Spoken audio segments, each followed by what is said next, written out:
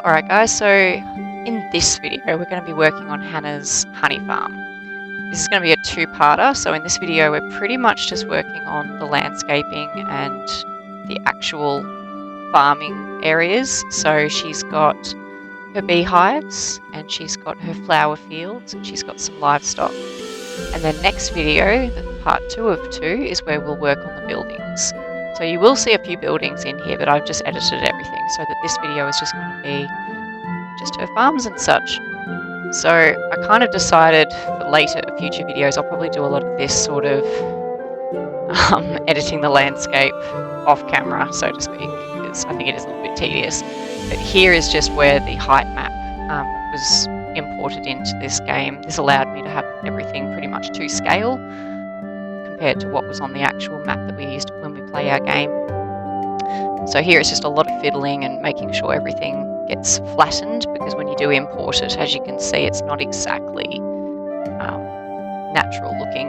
It's pretty unnatural looking, so I just have to kind of neaten it up and such. Once you include things like vegetation, like trees and debris, it starts looking a lot nicer, a lot more natural.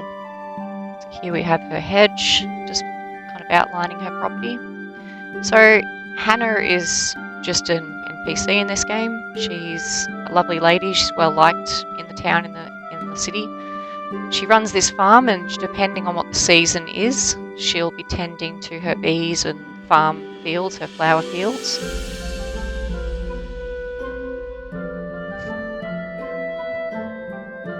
So what Hannah will do is she grows her stuff on site. She makes wax candles and scented things and sells her flowers, as well as selling honey, and she goes into the market.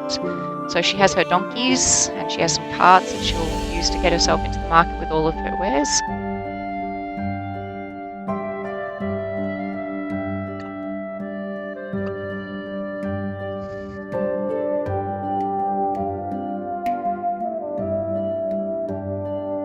So I do a little bit of work on the road leading away from my property, but I'm going to save that to when I do more of the countryside. So here's just placing a lot of trees, a lot of vegetation, trying to fill it out so that, from the ground at least, it won't look like the map is the way it is. It'll kind of hopefully look a little bit more natural.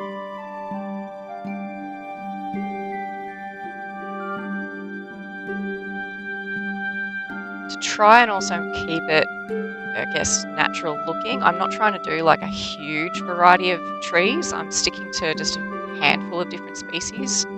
If I made it look completely mixed with like tropical and temperate and alpine, a whole variety of trees, it's especially from temperatures and ecosystems that look incredibly different, it would not look that realistic, I think. So you won't be seeing any palm trees or anything unless it's in like a cultivated garden.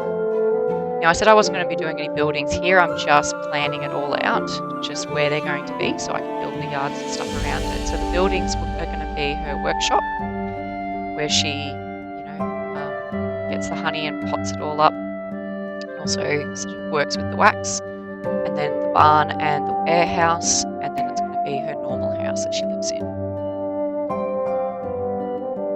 So as I mentioned before, Hannah is, she's pretty well liked in the city. Everyone kind of knows her. They see her face at the market.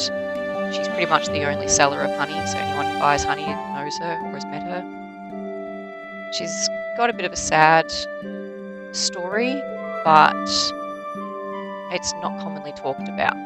And when you talk to different people in the city, everyone will there'll be certain different accounts of her history.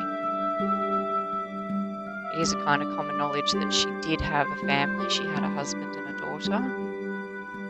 And then when her daughter was still a child, she went missing, and there's a little bit of history about what that means. Did she just get sick and pass away and no one talks about it? Or did she go running off? They're not too sure. She was only a young child still. She wasn't like a teenager. She wasn't, like an older teenager or a young adult. And then shortly after losing her daughter, she lost her husband. So now she's kind of on her own here and running this farm, and she lets in people to help her occasionally. She has some workers in the city, and occasionally she's housed foster kids. And then when they've, gotten a little bit older, they'll go off and do their own thing, but she gives them a roof and something to do. Same with travellers. If she's feeling like the traveller is trustworthy, she'll let them stay on the property for a little bit to help out. But yeah, generally well liked, and given the sad state of her now being on her own, people don't talk about her past. Generally speaking, when people try to pry, it seemed to be a little bit like, mind your business. So here I am working on some beehives. I mean, beehives can look like all sorts of things. I thought I'd go with the standard just box, something that she can work with easily to access the hives, the honeycomb. It's now me just trying to work out how to make it sort of look neat. So I'm using the fences to kind of create these sort of guidelines. They're not perfect, you can see they're kind of wonky, but she's not super duper meticulous, but she's enough to make it sort of work. So I'm spacing it all out.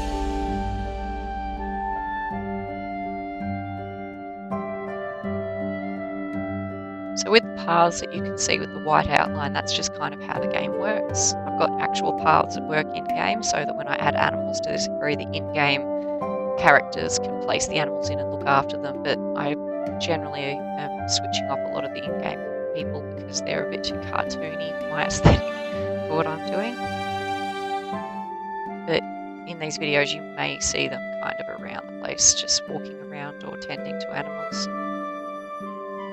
I'm going to see if I can get any baby animals in this, but to do that I have to have the game running for just a little bit when I'm building to make it kind of work, because you can't really adopt or buy live baby animals in this game. You've got to buy the adults, and then if you want a baby you just got to look after the adults and wait.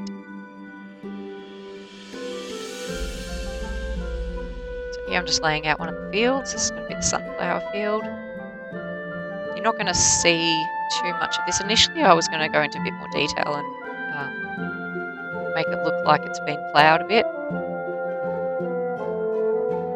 but I ended up scrapping this idea, concluding that by the time you put all of the actual crop in, you're not really going to see it, and it's just going to create more memory that's pretty much not actually going to be seen at all. Even if I did get up close, you're not going to really see it. So with how detailed I intend this entire city to be, it's probably not a great idea to fill in detail where I 100% shouldn't be. I'm already going to be filling in detail that probably won't be seen.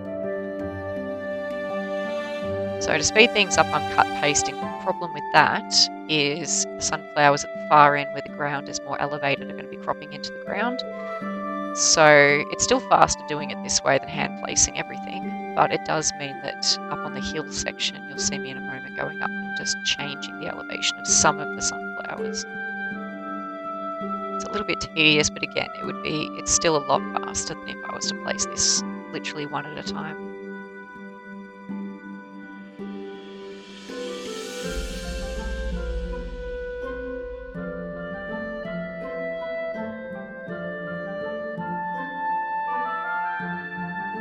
It's only a very subtle kind of detail, but from a distance you'll probably notice it. Or I'll notice it. Just how they're kind of going up a little bit.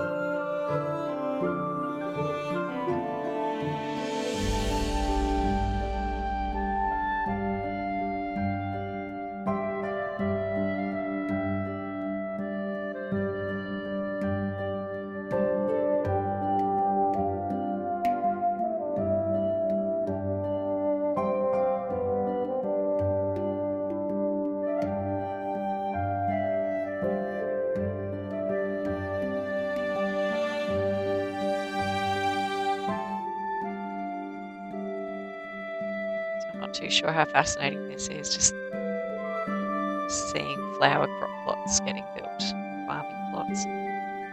Alright, next field's coming in.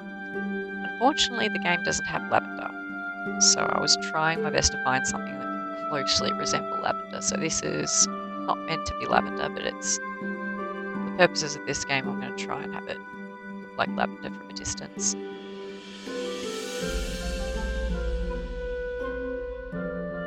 So a lot of the farming areas around Yaysay, it's more like crops that you're supposed to eat.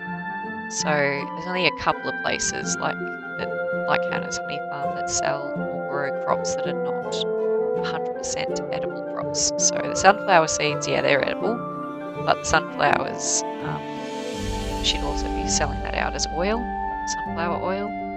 You've got the lavender, which would be used for lavender oil. She'd also make scented candles as well as the normal candles that get used as a chandelier. We've got the cherry blossoms, so she sells cherries as well. Here we've got a couple of other different varieties of flowers. So these would be ones that she'd be selling more for scent. So she'd be using them in her scented candles or for her creams and things like that. Probably making donkey milk cream, moisturizer and stuff like that, using the sunflower oil in her dairy products that she gets. There's also the last field that was put in very quickly at the end there, that was aloe vera. So not local to the area, but she'd be growing it because the aloe vera would be very useful as medicinal properties, good for the skin. Just putting her fence in.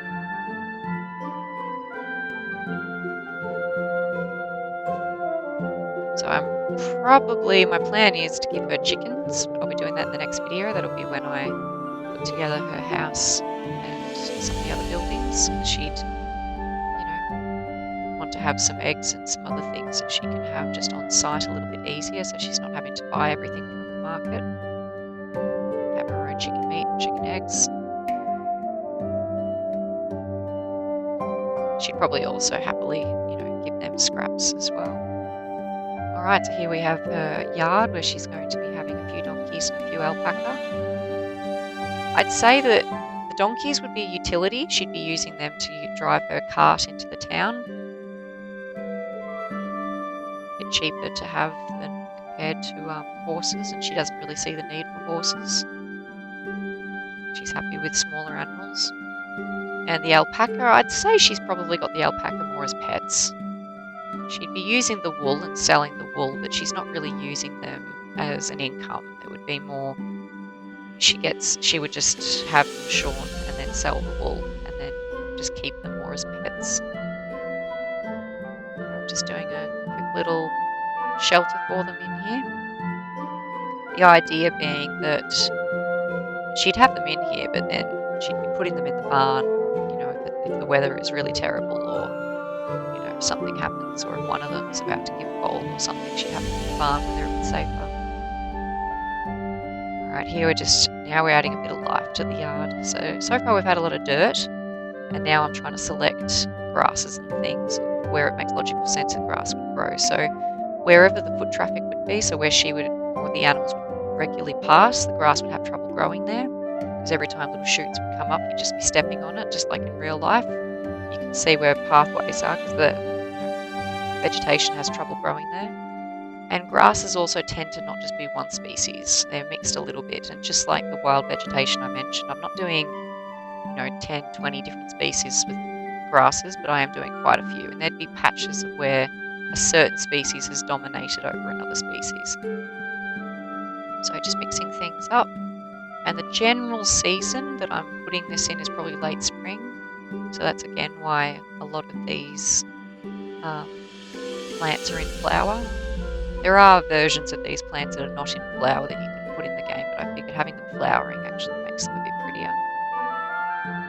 So that also means that when I place the grasses down, there'll be some grass species like right now, where you can see they're flowering. Just adds a bit of colour and a bit more life and beauty to the space.